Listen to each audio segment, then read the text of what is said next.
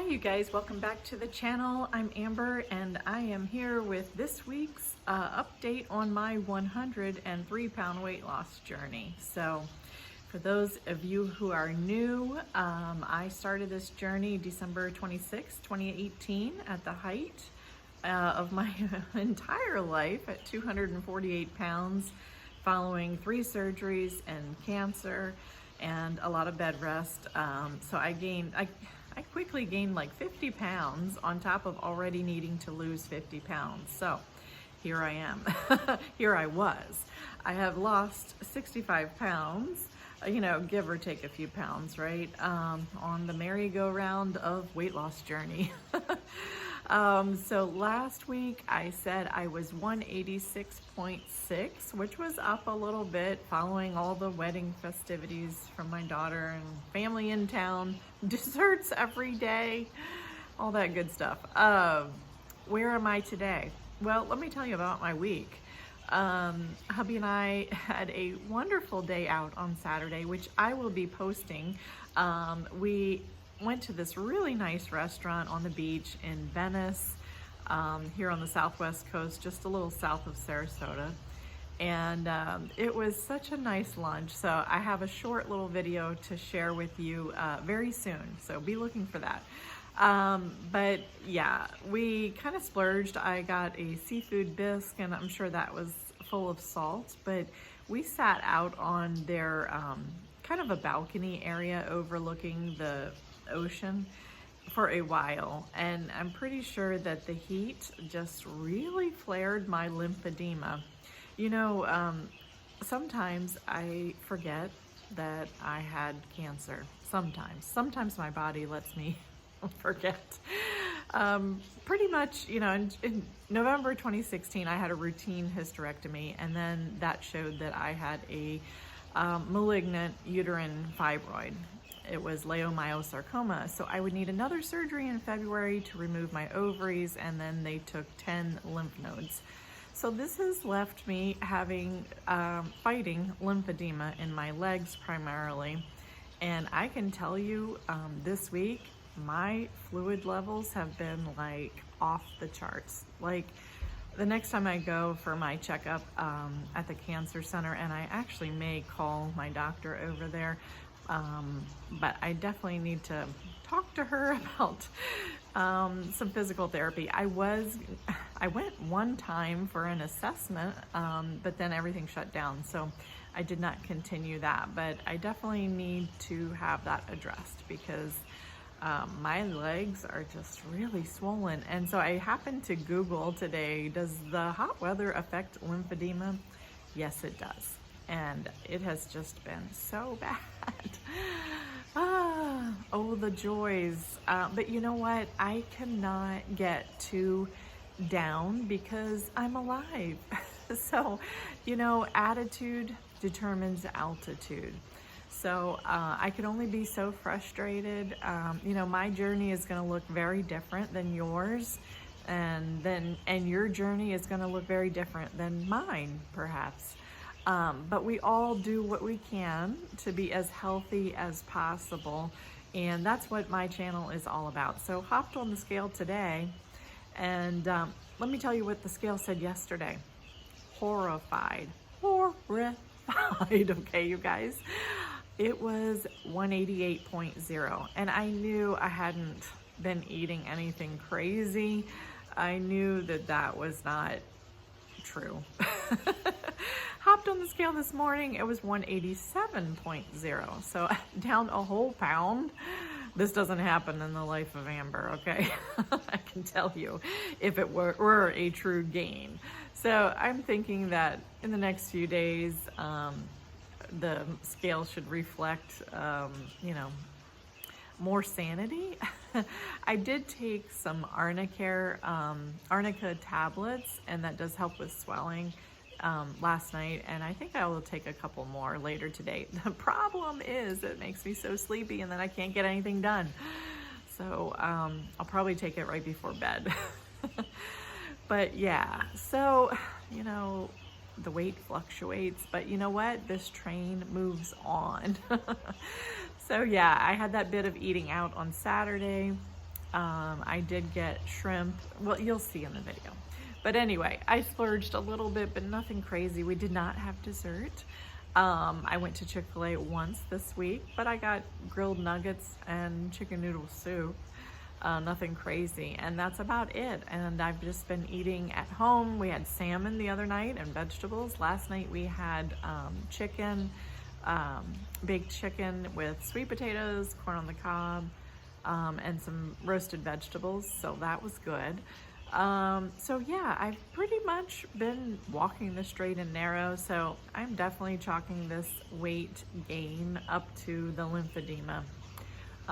So yeah, so we're just gonna keep logging, tracking what we're eating, and trying to move more. I'm sitting outside here on the pool deck, and you might hear the fountain from the spa dripping, but I do plan to get in the pool later on to try to just do a little bit of exercising, low impact, which is good because my back is kind of raging right now too, which is not helping my sciatica in my left leg particularly. I have a lot of nerve damage. I'm just a basket case, you guys. Oh, one day I will have a glorified body in heaven, but until then, we soldier on. We soldier on. We just keep doing what we know we can do. Realistically, and you know, yesterday that 188, it kind of messed with my head for a minute, and I'm like, wait a minute, you know what? I am determined. I am not going to let that get me down, because that is not true. No matter what that number on the scale says, that does not dictate my happiness and my joy. My joy comes from within, from peace with God, and knowing that I am doing my best. And you are not expected to do more than that, right? So we can only get so emotionally tied to that scale. So I'm not gonna let it steal my joy. I am feeling good otherwise, other than the back pain, the sciatica, the lymphedema, you know, other than that. I have things to do today, and I'm sure you guys do too. And you know what? I'm just going to enjoy this day that God has made, and I will rejoice and be glad in it, no matter that number on the scale. So yesterday I had to take my dad to the doctor for his GI follow-up, and we'll reconvene in 6 months. Really, there's nothing to do about his dysphagia and his swallowing difficulties. It is what it is, and at the age of 84, less is more. So don't poke the bear, just leave him alone. The colonoscopy almost killed him, literally. So yeah, he cannot go through another surgery. So at any rate, I mentioned that because as I was sitting, we had a lot of waiting time yesterday sitting around. And usually I do not care for the magazines in these doctors' offices. They usually just have a lot of, I don't know, ads and things that don't necessarily pertain to me. But this time, this was different. So I wanted to share with you, this is Time Health, and it's talking about immunity starts in the gut. I literally read this little, it's just a little magazine. I literally read almost every article as I was sitting there yesterday. And it had some good information in here, but today, I'll probably be sharing with you more from this little magazine, maybe next week as well. But this article, it says, want to live longer? Science says to do these 5 things. This is by Jamie Ducharme, maybe. I'm sure I'm not saying that right. But at any rate, so it says, you know, there's no fountain of youth, but researchers have identified certain behaviors that can increase longevity. And so they're just talking about eat a healthy diet. Number 1, research has long suggested that following a Mediterranean-style diet, one with plenty of fruits and vegetables, whole grains, nuts, and healthy fats, and not much sugar or red meat or processed foods, brings a host of health benefits. Amen. Including a longer life and lower risks of chronic disease. And this is the drum I beat all the time on my channel. Because you know what, guys? As a cancer survivor, and having 3 surgeries in a 12-month period, and just a host of issues. My heart was not happy, you guys. My heart, I was having chest pain, and my blood pressure was high, my triglycerides were high, I was pre-diabetic. I know what it is to be on the other side of good health.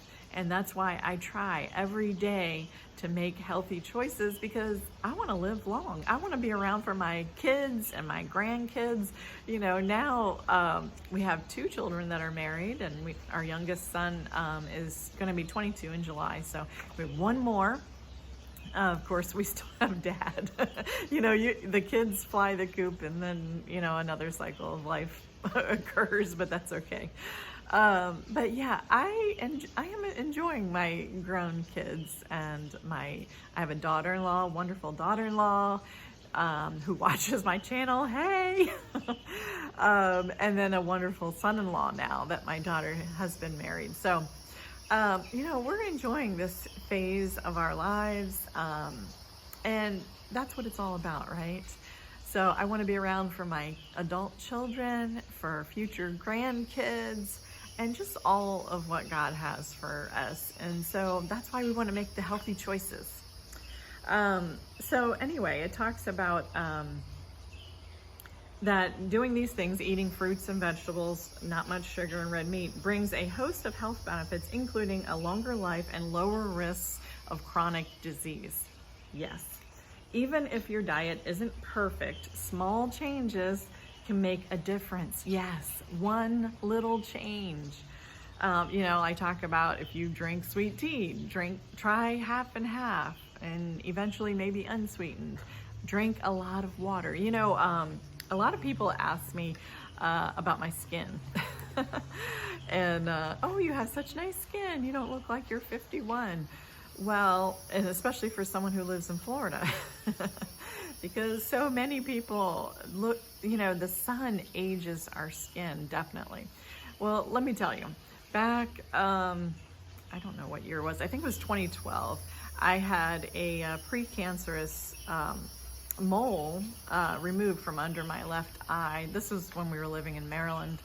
But we had lived in Florida prior to that for a decade. So it could be from the sun exposure, but at any rate, after that, the dermatologist was saying, you know, you really have to be careful. You're so fair. And I generally was anyway.